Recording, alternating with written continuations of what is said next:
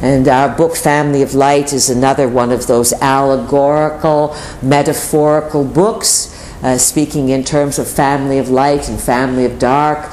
We also did the white t-shirts and the dark t-shirts and Bringers of the Dawn. And then we went to the game board, the white and black in Path of Empowerment.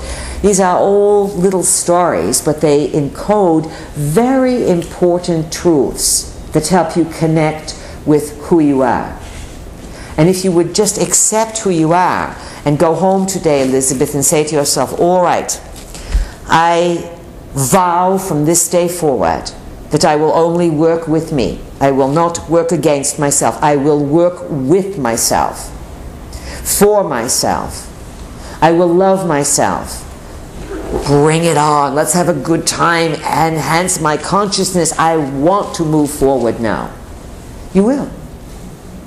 Some of you wait for some sort of magic formula or for someone to give you permission. It's your excitement and your willingness to grow and to be excited. Do you ever get excited, Elizabeth? Yes. What excites you? My work. What is your work? I work with others who are bringing light, so I help them with their businesses. You work with others that are bringing light? Life coaches and wellness practitioners and those who are teachers as well. Let's say that you are working with others who enhance people's lives. Yes. Working with light, what does that mean? It becomes an empty New Age phrase. I'm a light worker. Oh, really? What does that mean? Is that a cop-out? How do I look you up in the phone book? Do you understand? Yeah. It's an empty phase that was, people come to us all the time, we are about light. What does it mean? And we wrote that book to spoof on it. We often take truths and spin them around, so you start thinking about them. And is the family of light, in our terms, if we have delivered the story, more noble than the family of dark? Because without the dark, all these light people are so idealistic. It's the dark that makes you wake up to the truth of what's going on. And let's say that light and dark work together. What if it was daylight all the time? And you can get that if you go to Norway. And it's fun, but it's exhausting to be in constant stimulation of light and then long, long periods of darkness. These all have hidden meanings behind them. It means that, as we said in Family of Light, when you discover these dark entities and this misuse of power, physical and non-physical, what are you going to do? Bomb them? Chase them away? Lots of people say, well, go to the light. What does that mean? It's nonsense. You have to develop a vocabulary to understand what you are dealing with, and we empathize with you because you are all, as a planet, in the beginning stages of recognizing the existence of these energies.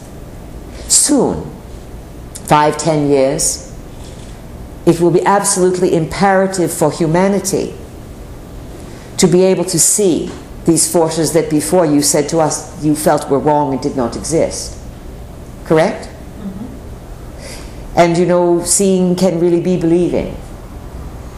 And that is another stage for humanity, to start to see what is not visible right now. On the electromagnetic spectrum, we've often suggested it is, if you picture the electromagnetic spectrum as a yardstick, 36 inches. At one end you have radio waves, long, slow waves, they carry information.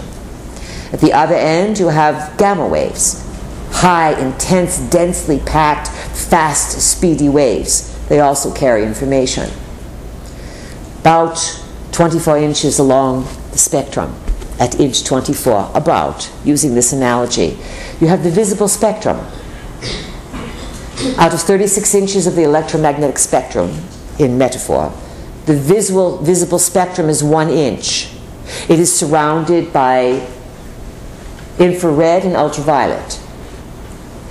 There is information, life, and existence all along the spectrum, good and not good.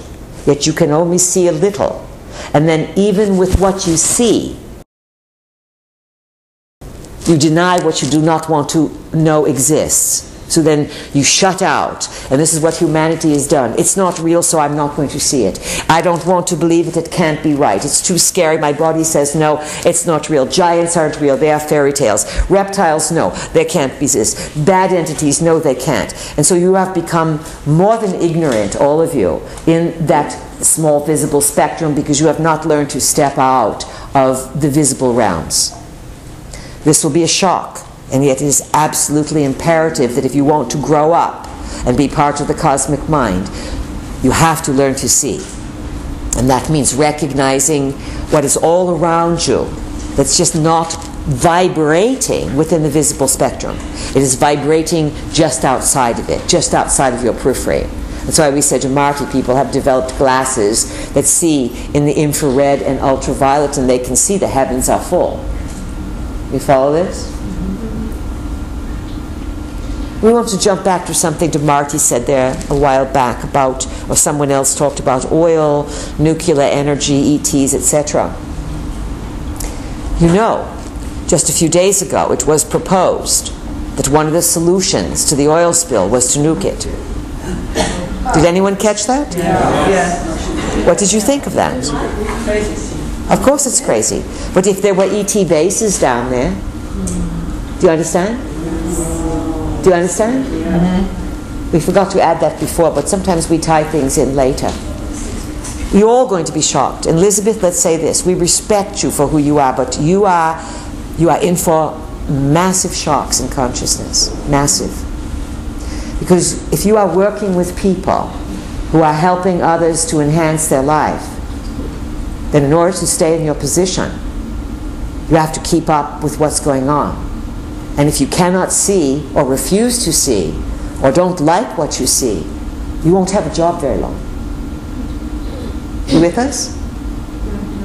Mm-hmm. And that is not a punishment. It simply means that if you are a teacher, or you are facilitating people, but you say, no, no, no, that can't be, or no, no, no, then you cut yourself off from growth. And we are not singling you out, but you've asked us a few questions and we read your vibration. And there's a fear in you that wants to grow, but you argue. You argue for your own limitations. You argue for something that is based on fear. And eventually, this is a personal reading, but it applies to all peoples. That's why we're giving it to you unsolicited. When you act this way, you stop your growth. And with the energy going fast, fast, and faster, it's going to follow what you focus on. And if you cannot provide a truthful, bigger picture for people who are working to enhance other people's lives, you won't qualify for the job. You'll disqualify yourselves. Do you understand this? Mm-hmm. It's not that you're going to get fired or something. You will create something to disqualify you unless you are willing to say, all right, I'm going to grow here. What is my own personal fear that I must go through? Embrace your fears, all of you. Your fears have a reason. And if you go into them and meet them, you gain more power. Your power ends where your fear begins.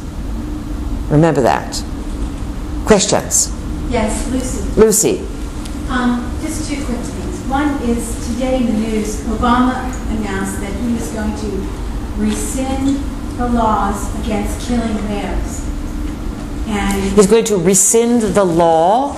yeah, there's environmentalists are very upset about this. Evidently, They are an endangered species, yes. And the only ones that really break that law and go after the whales are who? Japan. The Japanese, yes. And And Greenpeace. there's like three other countries as well.